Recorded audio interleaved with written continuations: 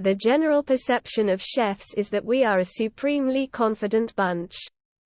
A select group of people that seem to believe we are always correct and willing to verbally lash anyone who dares to disagree with us.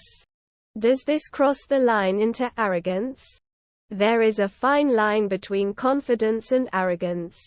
It is no wonder then that a chef's confidence can lead the public to wonder, why are chefs so arrogant? In my experience, chefs are very confident individuals, which can come across as arrogant at times. However, outside of the kitchen environment, I have found chefs to be a generally reclusive and quiet bunch, happy to spend their time absorbed in food. The real question is this my assessment a fair one of chefs? I am obviously going to be biased to defend our industry.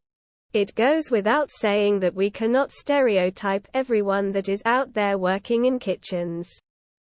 There are different personality types, the same as we find in all parts of the world. This article is a light-hearted look to answer a question that really depends on the individual in question. Having spent many years working in kitchens, I know from first-hand experience that most chefs certainly carry themselves in a manner that could be seen as arrogant. In this article, one will use my own experience to look at and answer this difficult question, that in itself felt like a slightly arrogant sentence to type. Are chefs arrogant or confident? As a chef, my rebuttal to anyone who called me arrogant would be to reply that I am simply confident. I was certainly not like this before entering a kitchen, so what happens during the early chef years that gives a chef so much self-assurance? Confidence is seen by many to be an admirable trait. Men and women who exude confidence are often more successful in their careers, more successful at attracting a mate, and ultimately seem pretty happy. Arrogance, on the other hand, is not a desirable trait. It is an accusation we can direct at people who overstep the mark, who get too big for their boots, as it were. In my experience, most chefs fall into the confident bracket. Kitchens are tough environments to work in. When we begin our careers as fresh-faced commerce chefs, the learning curve is steep and tough. I had many times as a trainee chef when I would return home dejected from an especially tough day. At first the pressure can seem overwhelming. Eventually, though, you learn to cope and thrive in this environment. The sink or swim mentality may sound harsh, but by the teamwork that exists, we learn to adapt to the high-pressure environment. In that process of adapting, our personalities and self-esteem begins to change. Most beginners enter the kitchen humble and possibly a little shy. They quickly realize that the heat and noise makes communicating in a quiet manner pretty difficult. This results in voices being raised and an aggressive tone to the voice being adopted in order to fit in, when every other adjective seems to be a swear word. Maintaining a grip on the reality of the sensible world outside of the kitchen is challenging. As such, we begin to become institutionalized to the chef way of life. It becomes perfectly normal to use the C word in all its forms to describe everything from the good to the bad. This is all part of leaving the non-chef side of our personality at home. Most chefs don't go dropping the C-bomb at home, I can assure you. Language has been known to create team bonds and atmospheres for many years. The meekest people that enter kitchens soon learn to speak and act this way to fit in. And it's also good fun. Even if we do not have the confidence to begin with, we certainly learn to fake it till we make it. It is the confidence we gain alongside the us against them atmosphere that keeps a chef addicted to the kitchen. Becoming a chef gives young people a chance in life. Kitchens are renowned for taking young people who have not had the best start in life and turning them into confident young men and women. Gordon Ramsay is a great example of how a kitchen can save someone who has had a difficult start and put them on the right path. In his autobiography, Chef Ramsay makes mention of the fact that his brother is a heroin addict, struggling with life.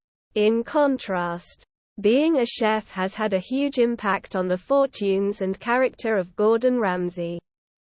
I'm not suggesting it is the sole reason for his success, but having a direction and focus in the kitchen is certainly beneficial. Being a chef gives people a sense of belonging. In a kitchen we become part of a cult. No matter what has happened to us, we now have a place to belong and a team we can trust. How can you not gain in confidence when we spend all day surrounding ourselves with like-minded people? If we can confidently cook during service, we are part of the team. As a part of the team, we get invited on nights out, take part in the pranks, and get a sense of belonging. A sense of belonging and purpose is something we all crave, especially in our early years. We've spoke a lot about team atmosphere, as this is so important in my opinion on why chefs gain so much confidence. The other reason is the fact that our cooking becomes a lot better.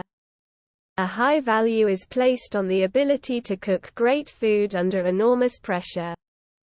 Do chefs love their own cooking? Do chefs really believe that their own cooking is so amazing that no one else has the palate and the attention to detail they have? In my experience, chefs enjoy their own cooking and have a lot of confidence in their own ability.